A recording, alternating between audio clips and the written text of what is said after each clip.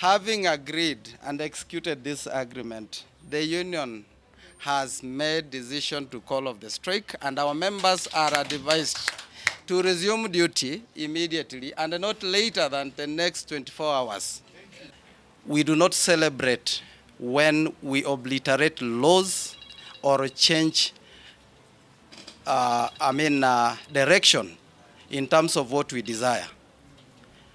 But also, on the specific matter of the social health insurance, where we have been seeking for pre-authorization and empanelment, as the law stipulates, we must say it has taken 6 months for us to be here, and we know that the people who are suffering are Kenyan. And of course, the desire is to ensure that we increase accessibility. So we are the majority clinician who offer services to Kenyan. Every time we are not functioning properly or well engaged, so there will be a lot of noise. That we have been here so long, where we sign agreement and they are never implemented. The same issue of SHA, last month we agreed, and someone somewhere sat on the agreement and decided not to implement, subjecting the Kenyan to 23 days of suffering when we are on strike. That should not happen.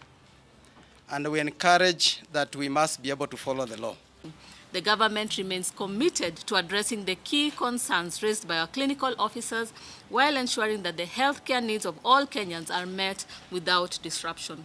As we advance towards the full realization and implementation of universal health coverage under Taifa Care, it is imperative that all healthcare workers, including clinical officers, remain actively engaged in shaping policies that improve working conditions, enhance service delivery, and strengthen our healthcare infrastructure.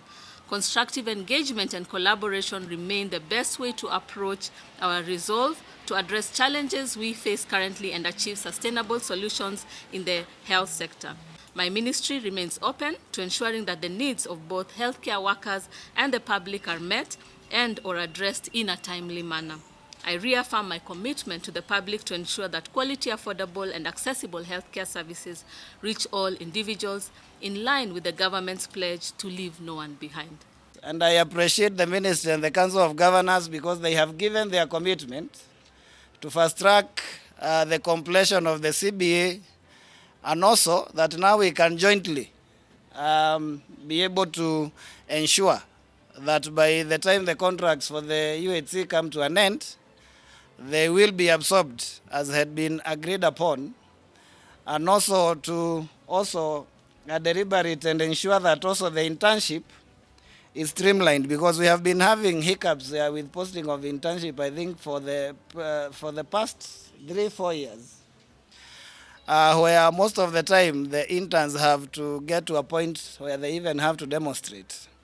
And I think we can be able to agree on how that can happen in a seamless manner, so that they do not have to wait for more than 1.5 years.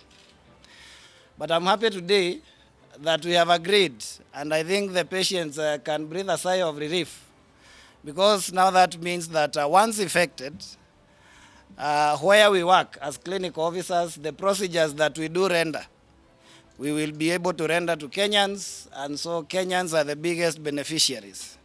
So we have agreed that with the Social Health Authority, that the facilities will be empaneled and contracted, and we as the practitioners will be given our pre-authorization rights following empanelment, which is supposed to happen immediately.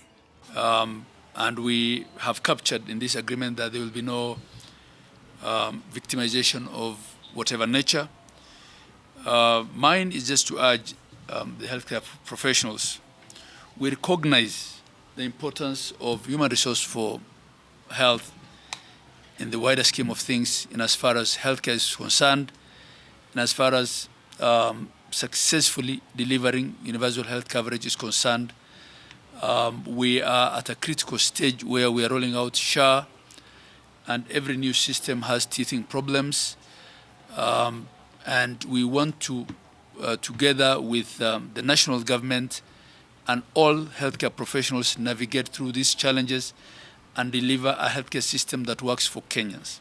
At the council, we are willing to negotiate, to talk, to put ourselves in your shoes within the reality of our state of the economy, because a lot of these things also have got to do with resources. I'm not saying this only for the team that's here, but just for all healthcare workers out there.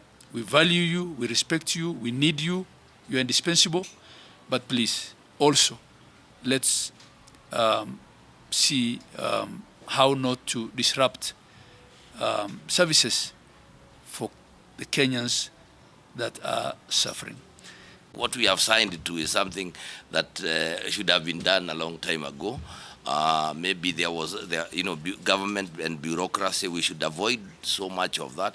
But we also want to appreciate that the union has also been magnanimous enough.